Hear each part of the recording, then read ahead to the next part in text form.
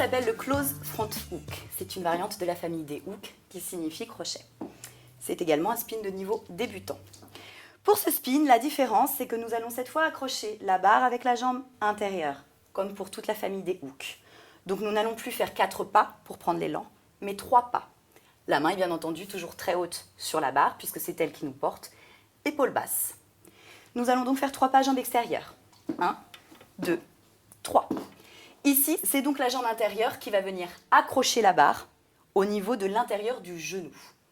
Il va falloir imaginer qu'on va faire comme une pince, qu'on veut amener le talon à la fesse. Sans ça, votre prise ne sera pas verrouillée. Et au moment du décollage de l'autre jambe, eh bien, la jambe intérieure va lâcher et donc la figure ne pourra pas fonctionner. Une fois que nous avons placé cette deuxième jambe, nous allons placer la deuxième main, main extérieure, au niveau de la poitrine. Bien entendu, ce spin est censé être réalisé à terme également à une seule main. Néanmoins, au départ, nous allons la placer au niveau de la poitrine. Maintenant, il va falloir décoller du sol. L'autre jambe, au moment du décollage, va décoller très tendu, le pied très pointé, et faire un rond de jambe très sec pour venir rejoindre l'autre jambe sur la barre, c'est-à-dire ici. Alors, on s'aperçoit que donc nous avons les cuisses jusqu'aux genoux qui sont jointes. C'est comme si on voulait s'asseoir sur la barre. Donc, la pôle se retrouve dans le creux des 2 genoux.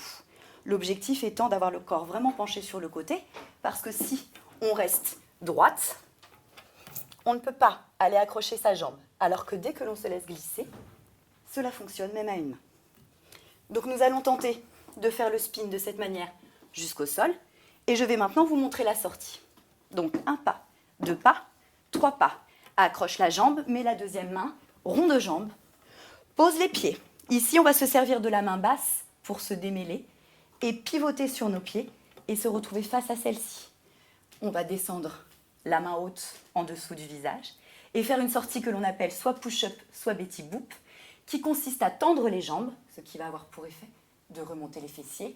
On garde le dos bien bas et ensuite seulement on remonte le dos bien plat. Parce que bien entendu, si on est ici et qu'on remonte dos rond, ça ne donne pas la même chose. Donc, si on refait tout le enchaînement complet, 1 pas, 2 pas, 3 pas. Accroche la jambe, mets la main, fais le rond de jambe, pose les pieds, démêlez-vous, descendez la main, couchez.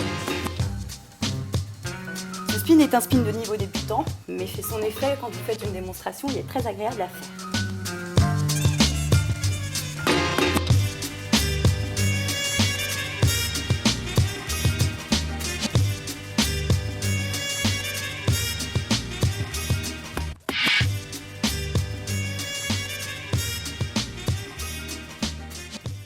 Retrouvez-moi dans d'autres vidéos pour des spins de différents niveaux.